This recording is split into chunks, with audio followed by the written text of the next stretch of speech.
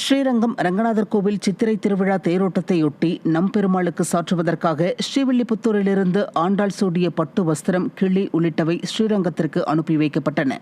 ஸ்ரீரங்கம் ரங்கநாதர் கோவில் சித்திரை திருவிழா தேரோட்டம் நாளை நடைபெற உள்ளது.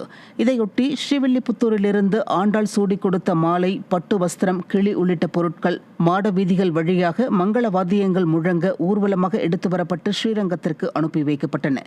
முன்னதாக ஆண்டாளுக்கு பட்டு வஸ்திரம், கிளி உள்ளிட்டவை சாற்றப்பட்டு சிறப்பு பூஜைகள் நடைபெற்றன. இதில் ஏராளமான பக்தர்கள் கலந்து கொண்டு வழிபட்டனர்.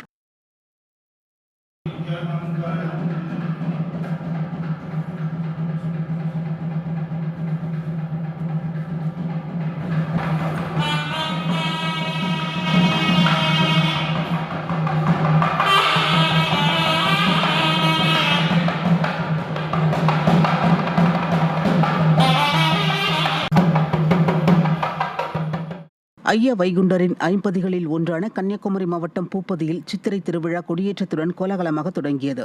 விழாவையொட்டி கொடிப்பட்டம் மேளதாளத்துடன் ஊர்வலமாக எடுத்து வந்து கொடிக்கம்பத்தில் கொடியேற்றப்பட்டது. இதில் சுற்றுவட்டார பகுதி மட்டுமல்லாமல் தென்காசி, நெல்லை போன்ற பகுதிகளிலிருந்தும் ஐயா வழி பக்தர்கள் வருகை தந்து வழிபட்டனர்.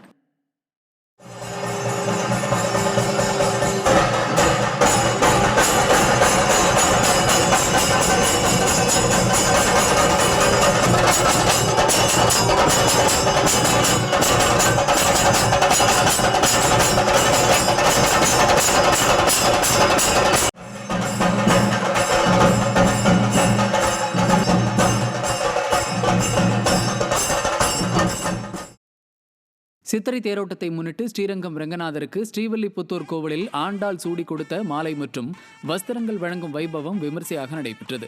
ஸ்ரீரங்கம் கோவில் சித்திரை தேரோட்டத்தின் போது ஸ்ரீவில்லிபுத்தூர் கோவிலில் ஆண்டாள் சூடி கொடுத்த மாலை மற்றும் வஸ்திரங்களை அணிந்து ரங்கநாதர் தேரில் எழுந்தருளி பக்தர்களுக்கு காட்சியளிப்பது வழக்கம். அதன்படி ஆண்டாள் சூடி கொடுத்த மாலை மற்றும் வஸ்திரங்கள் வழங்கும் வைபவம் விமர்சையாக நடைபெற்றது. இதில் ஏராளமான பக்தர்கள் கலந்து கொண்டு சுவாமி தரிசனம் செய்தனர்.